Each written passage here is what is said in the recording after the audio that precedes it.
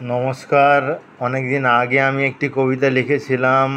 সেই কবিতাটি আমি পড়ে শোনাচ্ছি, আবৃত্তি করে শোনাচ্ছি। পড়েও ভুল, কারণ আমার কাছে ম্যানুস্ক্রিপ্টটা নেই, আমার মুখস্থ আছে, আমি সেখান থেকেই শোনাচ্ছি।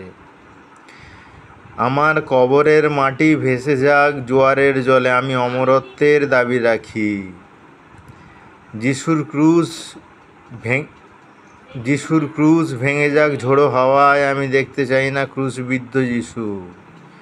আমার শূন্যতা অসীম অনন্ত হয়ে ঘিরে রেখেছে অসীম আকাশ। আমার শূন্যতাকে ছুঁতে পারে না তোমার তরবারি, তোমার মিসাইলেরা। আমার যিশুর ক্রুশ ভেঙে যাক ঝোড়ো হাওয়ায়, আমি দেখতে চাই না ক্রুশবিদ্ধ যিশু।